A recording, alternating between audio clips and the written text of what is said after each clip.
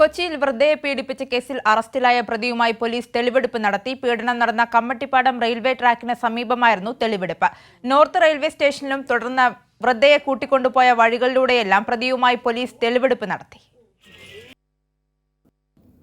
കഴിഞ്ഞ 13-നായിരുന്നു ആലപ്പുഴ സ്വദേശിനിയായ 59-കാരി കമ്മട്ടിപ്പാടത്ത് റെയിൽവേ ട്രാക്കിന് സമീപം കൈതക്കാട്ടിൽ വെച്ച് പീഡിപ്പിക്കപ്പെട്ടത്. റെയിൽവേ സ്റ്റേഷന് സമീപത്തെ CCTV ദൃശ്യങ്ങളിൽ നിന്ന് പ്രതി അസം സ്വദേശി ഫിർദൌസ് അലിയാണെന്ന് പോലീസ് തിരിച്ചറിഞ്ഞിരുന്നു. ഫോൺ കേന്ദ്രീകരിച്ച് നടത്തിയ അന്വേഷണത്തിനൊടുവിൽ ശനിയാഴ്ച പ്രതിയെ കടവന്ത്ര പോലീസ് പിടികൂടുകയായിരുന്നു. അറസ്റ്റ് രേഖപ്പെടുത്തിയ ശേഷമാണ് പ്രതിയുമായി പോലീസ് തെളിവെടുപ്പ് നടത്തിയത്. വൃദ്ധയെ കണ്ടുമുട്ടിയ നോർത്ത് റെയിൽവേ സ്റ്റേഷനിലെത്തിച്ചായിരുന്നു ആദ്യം തെളിവെടുപ്പ്. പിന്നീട് പീഡനം നടന്ന കമ്മട്ടിപ്പാടം റെയിൽവേ ട്രാക്കിന് സമീപം കൈതക്കാട്ടിലും പ്രതിയെ എത്തിച്ച് തെളിവെടുപ്പ് നടത്തി.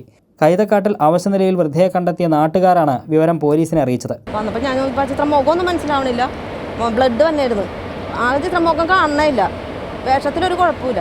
അപ്പോൾ ഞാൻ ചോദിച്ചു, ചേച്ചി എന്താണെന്ന് ഇപ്പോൾ വെള്ളം വേണമെന്ന് പറഞ്ഞപ്പോൾ ചേട്ടൻ വെള്ളം എടുക്കാൻ വേണ്ടി പോയി. പിന്നെ ഞാൻ പിള്ളേരും കൂടി ചോദിച്ചു, എന്താ ചേച്ചി സംഭവിച്ചതെന്ന് വെച്ചപ്പോൾ ചേച്ചി പറഞ്ഞു, എന്നെ തല്ലി ഒരു ഹിന്ദിക്കാരനാണെന്ന് പറഞ്ഞു. ആരാണ് എന്താണെന്ന് അറിയില്ല. പിന്നെ എന്താണ് എന്നെ ചെയ്യാൻ പാടില്ലാത്തതൊക്കെ ചെയ്തെന്ന് പറഞ്ഞു. അപ്പോൾ ഞാൻ ചേച്ചിനെ സംസാരിക്കണ്ടെന്ന് അപ്പോൾ തന്നെ സ്റ്റേഷനിൽ വിളിച്ചു.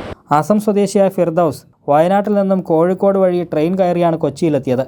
തുടർന്നാണ് നോർത്ത് റെയിൽവേ സ്റ്റേഷന് സമീപം ഉണ്ടായിരുന്ന 59-കാരിയെ പരിചയപ്പെടുകയും സഹായം വാഗ്ദാനം ചെയ്ത് കൂട്ടിക്കൊണ്ടുപോയി പീഡിപ്പിച്ചതെന്നും പോലീസ് പറഞ്ഞു.